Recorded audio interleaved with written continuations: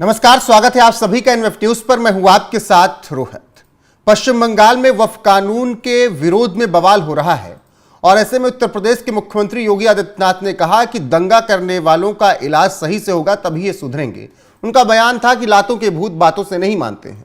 इस पर मिर्ची लग गई। सबसे पहले तो अखिलेश यादव को उन्होंने योगी आदित्यनाथ पर तंज कसा और ममता बनर्जी का समर्थन किया।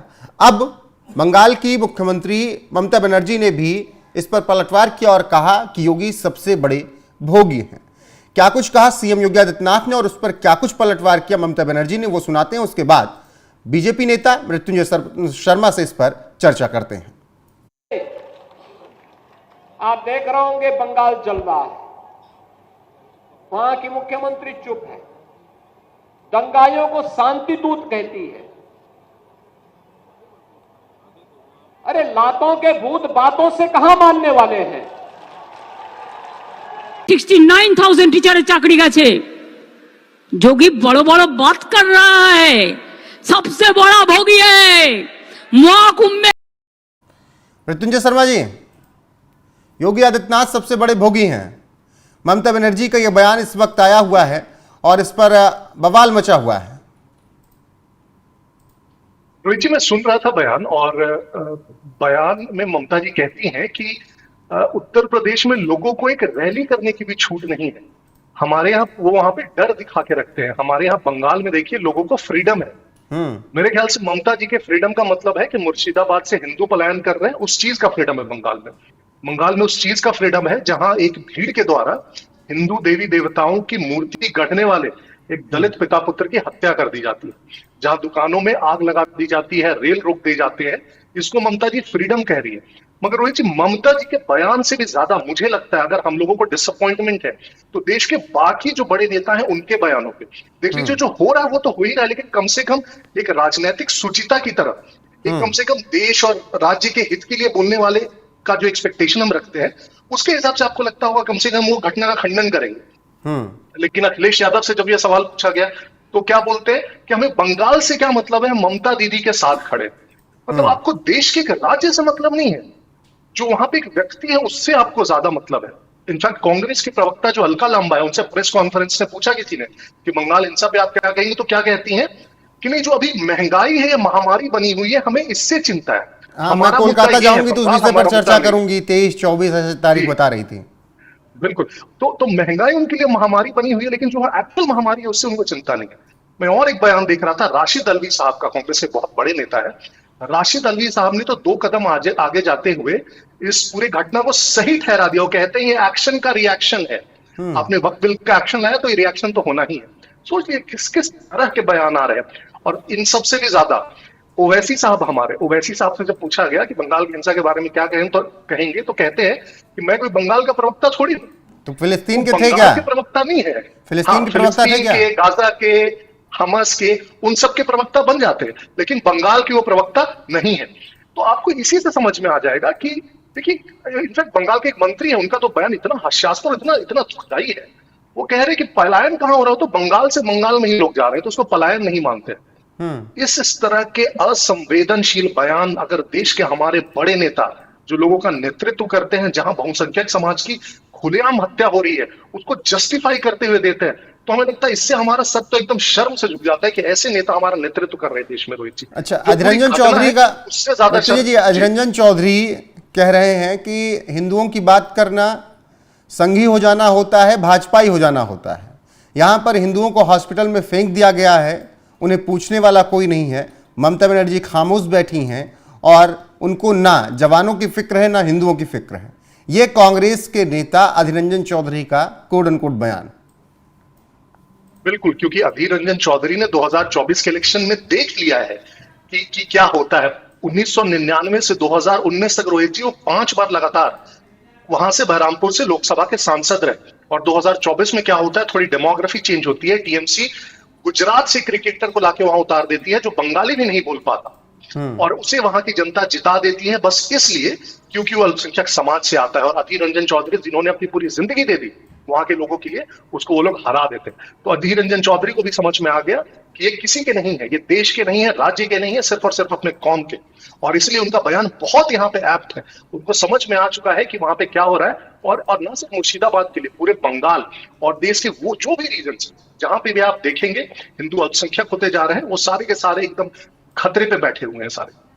वही ममता बनर्जी योगी आदित्यनाथ पर ये टिप्पणी कर रही हैं। सोशल मीडिया पर लोग कह रहे हैं अगर बंगाल को शांत करना है तो उसका केवल एक ही मॉडल होगा, वो योगी आदित्यनाथ मॉडल हो सकता है, वो योगी आदित्यनाथ स्टाइल हो सकता है। बिल्कुल रोहित जी, जो ममता जी कह रही हैं कि वहां पे लोगों को डराते हैं, कानून का डर और भय हर व्यक्ति में होना चाहिए। अगर कानून का भय नहीं होगा जहां कहीं भी, वहां पे कानून व्यवस्था की बुरी हालत होगी, वहां इसी प्रकार के दंगे होंगे, वहां पे अराजकता होगी। तो अगर कानून का डर है उत्तर प्रदेश में, तो हमें खुशी है इस बात की वहां पे कानून का डर है। और आप देख लीजिए एग्जाम्पल के तौर पर, अगर सबसे ज्यादा कोई सेंसिटिव जगह थी होली के आसपास जो कहा जा रहा था जहां दंगे भड़क सकते हैं, वो संभल था। और उस पूरे संभल में एक छोटी घटना तक नहीं होती है। क्यों नहीं होती है? क्योंकि कानून व्यवस्था इतनी अच्छी थी, इतनी चाक चौबंद थी। तो मैं तो चाहता हूं कि उत्तर प्रदेश का मॉडल पूरे देश में हो, जहां इतनी अच्छी कानून व्यवस्था हो कि कहीं भी किसी प्रकार का सांप्रदायिक दंगा करने का कोई सोच भी ना सके। बिल्कुल। इसी बयान में ममता बनर्जी का बयान यह भी आता है कि मोदी देश नहीं बदल सकते हैं। इसमें किसी एक व्यक्ति ने देश नहीं बदलिया रहे। हमारा जो प्रोसेस है, पूरे सदन ने विधि सम्मत रूप से वक्त को पास किया, और सिर्फ एक बार में पास नहीं किया, जुलाई में इंट्रोड्यूस हुआ था, फिर विपक्ष ने कहा कि जेपीसी में भेजिए, तो जेपीसी में भेजा गया। और उस जेपीसी में ममता जी की पार्टी के लोग भी थे। उसमें कम से कम 30 बैठकें हुई, उसमें 50-60 बॉडीज को रिप्रेजेंटेशन के लिए बुलाया गया। हर एक स्टेट का सुन्नी बोर्ड, शिया वक्फ बोर्ड, जितने लॉयर्स हैं, जजेस हैं, जो भी इस फील्ड के एक्सपर्ट है, सबको बुलाया गया। इतनी एक्सटेंसिव कंसल्टेशन के बाद उस बिल को लोकसभा राज्यसभा में पास कराया गया, प्रेसिडेंट ने अपना असेंट दिया। तो एक संवैधानिक प्रोसेस की तरह हुआ है। और आप जब उसको संवैधानिक प्रोसेस की तरह उसको नहीं रोक पाते हैं, तो अब अलग अलग तरह की बातें करते हैं और इस प्रकार के असंवैधानिक तरीकों से सड़कों पर अराजकता फैलाते हैं। बिल्कुल। लेकिन जिस तरीके का बयान योगी आदित्यनाथ ने किया, फिर ममता बनर्जी ने दिया, उसके बाद अखिलेश यादव का जो बयान आया, जो टिप्पणी हुई, वो ये बताने की कोशिश कर रहे हैं कि अब जब दंगा भी होगा, इस तरीके के हमले हो जाएंगे, तो उसमें भी समर्थन करने की राजनीति शुरू करने की उन्होंने लकीर खींच दी। उन्होंने कहा कि मैं समर्थन करता हूं ममता बनर्जी सरकार का, दंगे बीजेपी ने करवाए। मैं वही कह रहा हूं रोहित जी कि अगर कोई भी स्टेट्समैन होता है, कोई पॉलिटिशियन, तो इस प्रकार के मुद्दों पे, चाहे देश का एक्सटर्नल कोई एग्रेशन हो उस पे, आंतरिक कोई इसमें दिक्कत है उस पे, इन मुद्दों पे कभी भी पार्टी लाइन को नहीं देखते हैं। वो देखते हैं कि देश हित में क्या होगा, उस पर बात करते हैं। आप देख लीजिए हमारे नेताओं को, जो स्टेट्समैन थे। लेकिन इस प्रकार के नेता, संकीर्ण मानसिकता के नेता, जो सिर्फ और सिर्फ अपनी राजनीति से मतलब रखते हैं, सिर्फ और सिर्फ ये देखना चाहते हैं कि मेरे गठबंधन के जो साथी हैं, उन्होंने उत्तर प्रदेश में हमें समर्थन दिया तो हम उन्हें बंगाल में देंगे, ये भी नहीं देखते हैं कि मुद्दा क्या है, सही है, गलत है। और इसको जनता बहुत अच्छे से देखती है। अगर इन मुद्दों पे आप देश के बहुसंख्यक समाज तो छोड़ ही दीजिए, देश की जो आंतरिक शांति, अगर उसको कोई भंग कर रहा है, उसको समर्थन दे रहे हैं, तो आपके राज्य की जनता भी आपको देखती है ना, फिर वो समझेगी कि आप उत्तर प्रदेश में आएंगे तो क्या करने वाले हैं। आप ऐसे सिग्नल दे रहे हैं। बिल्कुल मृत्युंजय जी। और इन सब के बीच एक सवाल ये भी है कि कहाँ है राहुल गांधी, कहाँ है प्रियंका गांधी, कहाँ है सोनिया, कहाँ है मल्लिकार्जुन खड़गे? कोई मतलब नहीं इन लोगों को देश के मुद्दों से रोहित जी। आप कभी भी देख लीजिए ना सदन में सबसे poor attendance record Sonia Gandhi, Rahul Gandhi, Priyanka Gandhi का है। क्वेश्चन पूछने का सबसे पुअर रिकॉर्ड है। देश में भी सिर्फ और सिर्फ ये लोग एक्टिव तब होंगे जहां पे भाजपा शासित कोई प्रदेश हो और वहां पे कोई कानून व्यवस्था की अगर घटना हो जाए तो इनकी एक्टिविटी देखिए। अदरवाइज इनके देश के मुद्दों से, हितों से कोई लेना देना नहीं है। अच्छा, वो वैसे ही बयान तो खूब दे रहे थे, सदन में कौं भी फाड़ दी, बवाल कर दिया, फिर कहे सड़क पर उतर जाएंगे। अब जब सड़क पर उतर गए उनके समुदाय के लोग, तब फिर खामोशी छा ले रहे हैं। आपको लगता है कि इन्हीं सबके बयानों की वजह से आज ये स्थिति आ पड़ी है? बिल्कुल रोहित जी, जो जनता भी होती है वो मूड भापती है अपने नेताओं का और देखती है कि किनका संरक्षण उसको प्राप्त हो सकता है। आपको क्यों लगता है कि सिर्फ बंगाल में ही दंगे क्यों भड़के? क्या सबसे ज्यादा पॉपुलेशन मुस्लिम्स की बंगाल में? बिल्कुल नहीं। उत्तर प्रदेश में वहां क्यों नहीं दंगे भड़के? महाराष्ट्र में क्यों नहीं भड़के दंगे? गुजरात में क्यों नहीं भड़के? क्योंकि वहां के जो लोग हैं वो देखते हैं कि अगर हम इस प्रकार का कुछ करेंगे तो सरकार किस प्रकार का एक्शन लेगी। उत्तर प्रदेश में वो भय है, महाराष्ट्र में वो भय है, गुजरात में वो भय है, तो आपको देखने को नहीं मिलेगा। बंगाल में इनको पता है कि हम कुछ भी करेंगे ममता जी हमारे साथ खड़ी रहेंगी। क्यों? क्योंकि हम इनके वोट बैंक हैं। और इसीलिए हो रहा है। आप देख लीजिए ना कि एग्जाम्पल, परसों भांगर में फिर से जो साउथ 24 परगना है वहां पे हिंसा हो गई, वहां पे पुलिस की बाइक्स जला दिए गए, उनकी बस पलट दी गई, शीशे तोड़ दिए गए। और ये सब क्यों हुआ? क्योंकि ये जो भीड़ थी कि कलकत्ता में रामलीला मैदान में एक रैली अटेंड करना चाह रही थी, वहां के एक एमएलए नौशाद उनकी रैली अटेंड करना चाह रही थी। पुलिस क्या कहती है कि इस रैली की परमिशन नहीं थी। तो अगर इस रैली की परमिशन नहीं थी तो कलकत्ता के बीचों बीच इतने बड़े मैदान में रैली कैसे हो रही थी? और अगर परमिशन नहीं तो इस एमएलए को आप गिरफ्तार कीजिए, वो भी नहीं आप कर रहे हैं। तो लोग भी देखते हैं कि सरकार किसके साथ है। खुद ही देख रहा है कि सैया भाई कोतवाल तो कल डर काहेगा, और इस कारण से सिर्फ और सिर्फ बंगाल में हिंसा हो रही है। तो आखिरी सवाल ऐसे में, अगर स्थितियां इतनी खराब हैं बंगाल की, तब फिर गृह मंत्रालय कमान अपने हाथ में क्यों नहीं लेता? केंद्र सरकार एक्शन क्यों नहीं ले रही?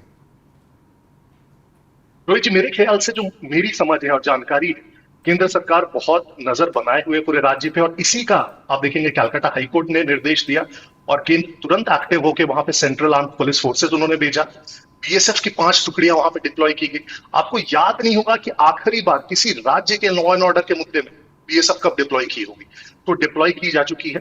अभी 2-3 दिनों से दिख रहा है कि मामला थोड़ा शांत है, लेकिन अगर ये और आगे भड़कता या भड़काया जाता है तो मेरे ख्याल से केंद्र सरकार सही कदम जरूर उठाएगी इस पर। तो ये जो इतना डेवलपमेंट है, इतनी फोर्सेस हैं, प्रेसिडेंट रूल की तरफ बढ़ रहे हैं।